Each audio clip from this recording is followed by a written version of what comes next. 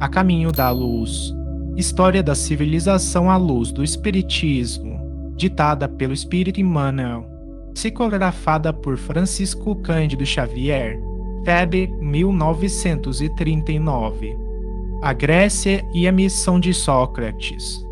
Temas abordados: nas vésperas da maioridade terrestre. Atenas e Esparta. Experiências necessárias. A Grécia. Sócrates, os discípulos. Provação coletiva da Grécia. Nas vésperas da maioridade terrestre. Examinando a maioridade espiritual das criaturas humanas, enviou Jesus Cristo, antes de sua vinda ao mundo, numerosa coorte de espíritos sábios e benevolentes, aptos a consolidar de modo definitivo essa maturação do pensamento terrestre. As cidades populosas do globo enchem-se, então, de homens cultos e generosos, de filósofos e de artistas que renovam para melhor todas as tendências da humanidade.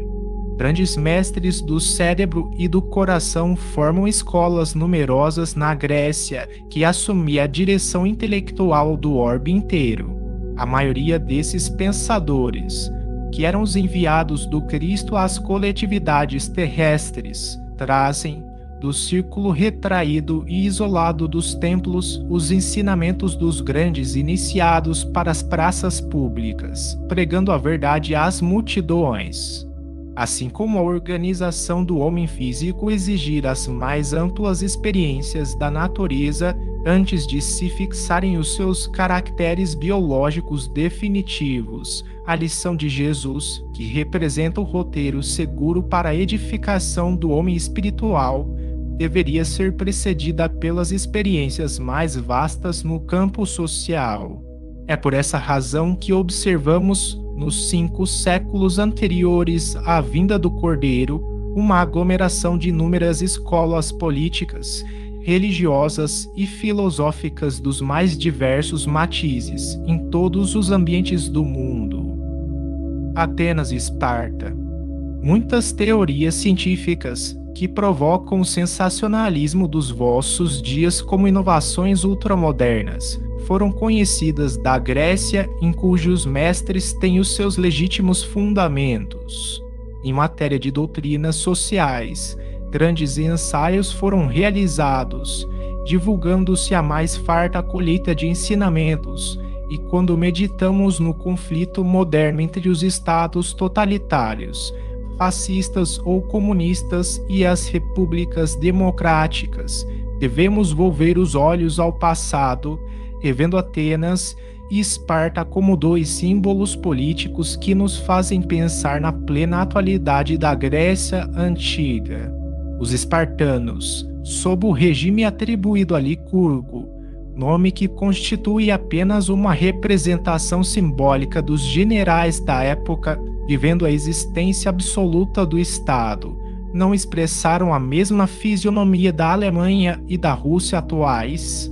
A legislação de Esparta proibia o comércio, condenava a cultura, cerceando o gosto pessoal em face das bagatelas encantadoras da vida e do sentimento, decretou medidas de insulamento, maltratando os estrangeiros, instituiu a uniformidade dos vestuários, incumbiu-se da educação das crianças através dos órgãos do Estado, mas não cultivava a parte intelectual, abalando todo o edifício sagrado da família e criando, muitas vezes, o regime do roubo e da delação, em detrimento das mais nobres finalidades da vida.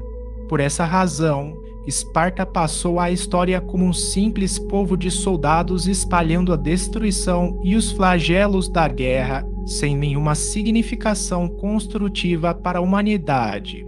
Atenas, ao contrário, é o berço da verdadeira democracia. Povo que amou profundamente a liberdade, sua dedicação à cultura e às artes iniciou as outras nações no culto da vida, da criação e da beleza. Seus legisladores, que, como Solon, eram filósofos e poetas, reformaram todos os sistemas sociais conhecidos até então, protegendo as classes pobres e desvalidas, estabelecendo uma linha harmônica entre todos os departamentos da sociedade, acolhendo os estrangeiros, protegendo o trabalho, fomentando o comércio, as indústrias, a agricultura. Lá começou o verdadeiro regime de consulta à vontade do povo que decidia em assembleias numerosas todos os problemas da cidade venerável. E é fácil reconhecer aí o início das democracias modernas, que agora se organizam nas transições do século XX para a repressão de todas as doutrinas nefastas da força e da violência. Experiências necessárias. Semelhantes experiências no campo sociológico foram incentivadas e acompanhadas de perto pelos prepostos de Jesus, respeitadas as grandes leis da liberdade individual e coletiva. O mundo precisava conhecer a boa e a má semente nas grandes transformações da sua existência. A exemplificação do Cristo necessitava de elevada compreensão no seio da cultura e da experiência de todos os séculos transcorridos e, sem embargo das lutas renovadoras que a antecederam no orbe, há 2 milênios que o Evangelho do Mestre espera a floração do perfeito entendimento dos homens. A Grécia. Ao influxo do coração misericordioso do Cristo, toda a Grécia se povoa de artistas e pensadores eminentes no quadro das filosofias e das ciências. É lá que vamos encontrar as escolas itálica e eleática à frente do fervoroso idealismo de Pitágoras e Xenófanes, sem esquecermos, igualmente, as escolas jônica e atomística com Tales e Demócrito nas expressões do mais avançado materialismo. O século de Péricles, chegando a um apogeu de beleza e de cultura com os elevados princípios recebidos da civilização egípcia, espalha os mais soberbos clarões espirituais nos horizontes da Terra. Poucas fases da evolução europeia se aproximaram desse século maravilhoso. O Salvador contempla das alturas essa época de elevadas conquistas morais, cheio de amor e de esperança. O planeta terrestre aproximava-se da sua maioridade espiritual quando, então, poderia ele nutrir o coração humano com a sementeira bendita da sua palavra. Envia, então, às sociedades do globo o esforço de auxiliares valorosos nas figuras de Ésquilo, Eurípides, Heródoto e Tucídides, e por fim a extraordinária personalidade de Sócrates, no intuito de realizar o coroamento do esforço decidido de tantos mensageiros. Sócrates.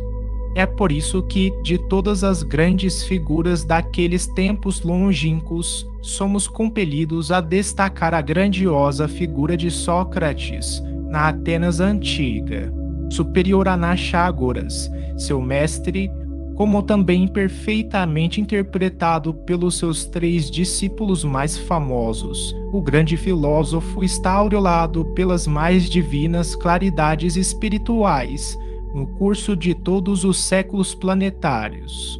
Sua existência, em algumas circunstâncias, aproxima-se da exemplificação do próprio Cristo. Sua palavra confunde todos os espíritos mesquinhos da época e faz desabrochar florações novas de sentimento e cultura na alma sedenta da mocidade. Nas praças públicas, ensina à infância e à juventude o formoso ideal da fraternidade e da prática do bem, lançando as sementes generosas da solidariedade dos pósteros. Mas Atenas, como cérebro do mundo de então, apesar do seu vasto progresso, não consegue suportar a lição avançada do grande mensageiro de Jesus.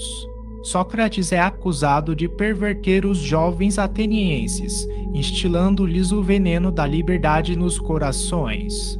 Preso e humilhado, seu espírito generoso não se acovarda diante das provas rudes que extravasam do cálice de amarguras. Consciente da missão que trazia, recusa fugir do próprio cárcere, cujas portas se abrem às ocultas pela generosidade de alguns juízes.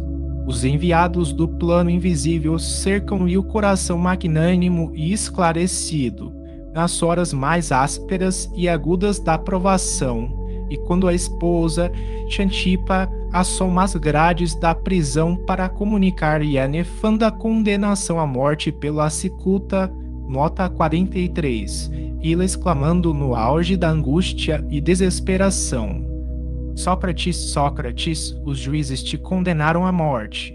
Que tem isso? Responde resignadamente o filósofo, eles também estão condenados pela natureza. Mas essa condenação é injusta, soluça ainda a desolada esposa. Nota 43, cicuta, erva venenosa. E ele a esclarece com um olhar de paciência e de carinho. E quererias que ela fosse justa?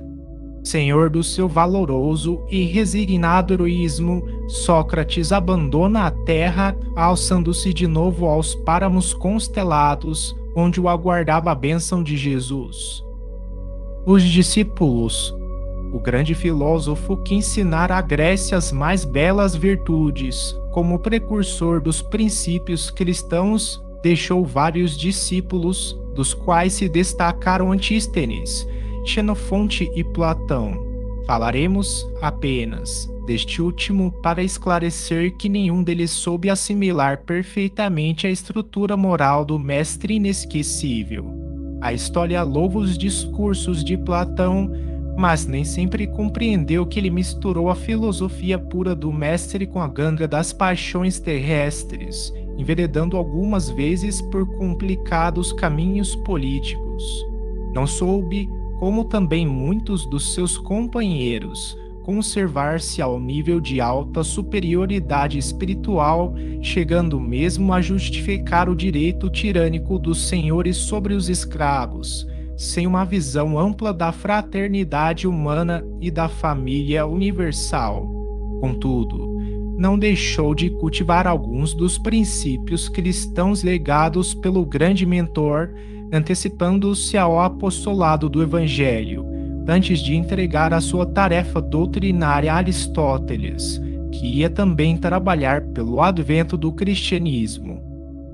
Provação coletiva da Grécia. A condenação de Sócrates foi uma dessas causas transcendentes de dolorosas e amargas provações coletivas para todos os espíritos que participaram dela, à medida justa das responsabilidades pessoais entre si. E é em razão disso que, mais tarde, vemos o povo nobre e culto de Atenas fornecendo escravos valorosos e sábios aos espíritos agressivos e enérgicos de Roma.